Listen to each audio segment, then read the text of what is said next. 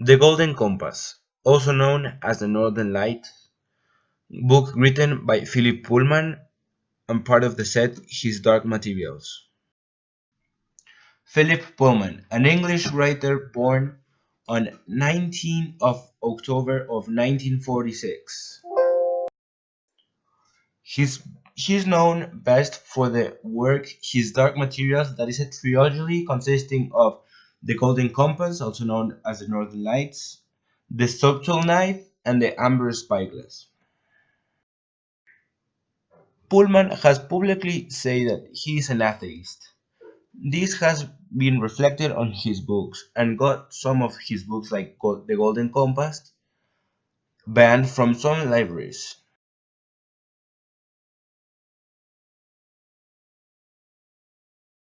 The protagonist, Lyra Belacqua, and her demon, Pantaleon.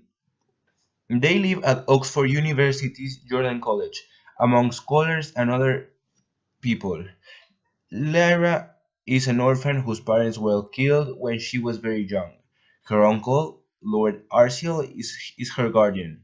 He's a powerful and sometimes scary man involved with politics. For the most part, through she is cared for by scholars at Oxford University, where she is also friends with a boy named Roger. Let's say that the setting of this book is like in another dimension, same as ours, but different in many ways. Like everyone has a demon, which is the representation of their soul. It begins when they find out that the children are being kidnapped by a group known as the Governors. And this involves Lyra's because Roger, her friend, is disappeared. Happens, Lyra meets Mrs. Cutler, a woman who has a golden monkey as a demon. Lyra is taken away from the school to be raised by Mrs. Cutler, but before she leaves the school, the master of the school gives her an alethiometer, which is basically the golden compass, but not mentioned in the book. Lyra sees that the Mrs. Cutler has a dark side when the demon of Mrs. Cutler is being cruel to Pantaleimon. Lyra eventually runs away from Mrs. Cutler when it becomes clear that she is connected to the Gobblers. When Lyra ran away, she went with Egyptians, which are a group of nomads who live in boats, basically. And then she meets Father Coram, who is Egyptian elder who encouraged Lyra to learn to read the alethiometer, which she does. To keep in mind that this book is separated in three parts. Part 1 that is Oxford, Part 2 that is Boltangar, and Part 3 that is Svandavar. Part 2 we have Lyra learn more about witches. Then, heading through the north, they recruit Lee Scorbsby, which is a hot air balloonist from Texas. Lee Scorbsby presents to Lyra Yorick Bandersby, which is a polar bear. Yorick was exiled from his kingdom because he was the king of the armored polar bears after killing another bear in the heat of passion. Then Lyra helps Yorick get his armor back from the people in the town who have stolen, and then in return Yorick joins the group on their mission to the north. On their trip, Lyra and Yorick break away from the main group to visit a small town where they found out just what the General Oblation Board, this means the Gobblers, the people who were kidnapping children, and discovers what were they doing with the children, which basically were separating the kids from their demons. After this, Lyra got captured and then was sent to a prison camp where the children were getting separated from her demons.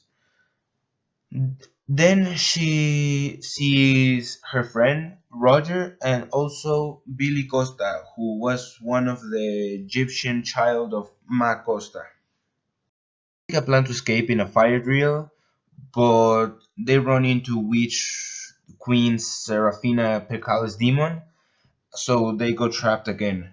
After this, Lyra is the first one to get taken to separate it from her demon, but Mrs. Cutler arrives in time and saves Lyra from being severed from Pantalaidon. Lyra escapes from Mrs. Cutler and meets again with the Egyptians who are now fighting the Bulgar forces.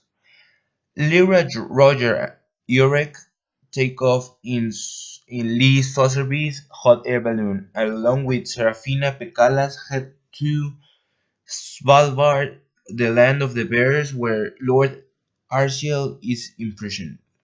By this point in the book, Lyra knows that Mrs. Cutler is her mother and Lord Arciel is his father.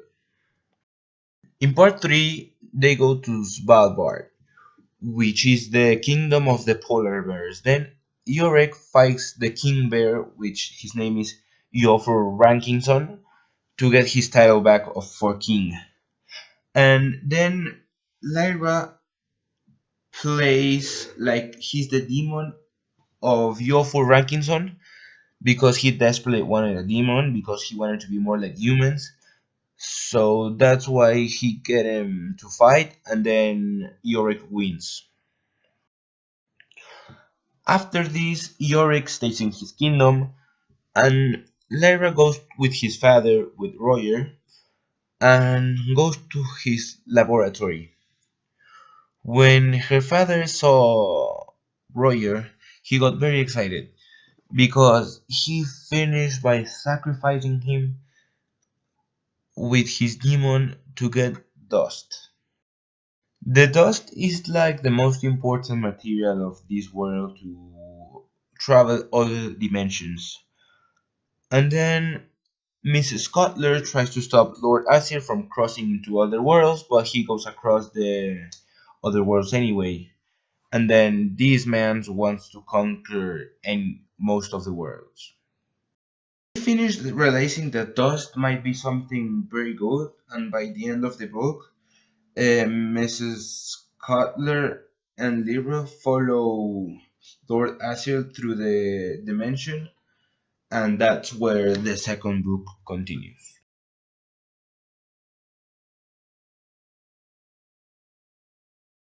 Welcome everyone to the Tonight Show with me, Jimmy Fallon, and tonight we'll be starting an interview to Lyra Delacqua, which we'll be making a call because she's from another dimension. Welcome Lyra to the Tonight Show. Today we will be making some questions for you. Can we start? Okay, first question. How is it to have a demon? Thanks, Jimmy, for the invitation. But let me tell you that having a demon is like having a companion for life.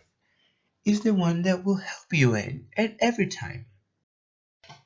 Next question. Pantalaimon has been your companion, right? So, how is it? How do they change form? Well, Jimmy, you see, when you're a kid, the demon will change your form until you get like to puberty when it stays in one form. This will be the final form it will be. Oh, I see. So next question. When you got the aliometer, what is actually the aliometer? The aliometer is like a compass for the truth. It can tell the truth always. One of the more things that got me interested is dust. What is dust and how does it work? Jimmy, dust is, well, as my father investigates, dust will be used to travel to other dimensions. And it's mostly obtained when when someone is separated from their demon. Now I see that Dust is very interesting. So, another question, Lyra.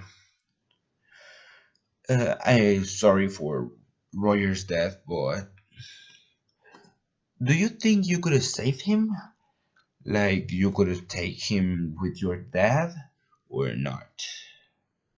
He was my best friend, but I think I could have saved him by not taking him to my dad. But in another way, it was a good thing because if not, I would have been killed, because my dad will do anything to get Dust. Lyra, speaking of your dad, what do you think he is? Do you see him as a good guy or as a bad guy? I want to know from your perspective as your uh, daughter. I see him as a good guy, but I can make anything to get what he wants. So, like, he works for the good, but he can do anything. So he could, like, what he did to Roger, he killed him, but it was for a good thing. So maybe he's in between. Let's talk about Yorick. What was your first impression of Yorick? Well, when Lee presented me Yorick, I saw him as a sad and angry polar bear. Because of his loss of his kingdom and his armor, I feel empathy for him and wanted to help him find his armor. And then I wasn't expecting it from him, but he actually helped us to go to the north. So when you got captured by the polar bears, and how do you knew that Euphor was gonna fail by your life?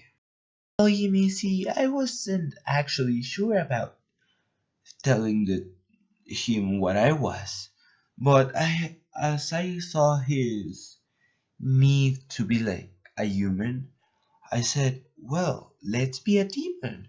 So that's why I said, I am your demon, but you need to fight, so you need to win me. So that's why I tricked him.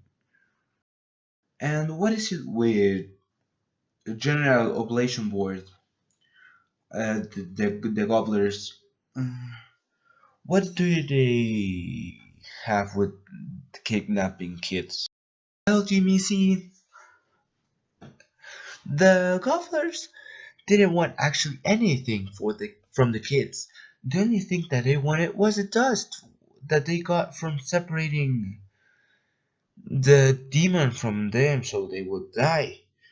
And then that's a bad thing because they kidnap a lot of kids, including my friend Roger. That's all the time we have, but thank you for this extraordinary interview and hope we can meet again and meet in person. Pleasure to be in this call, Jimmy.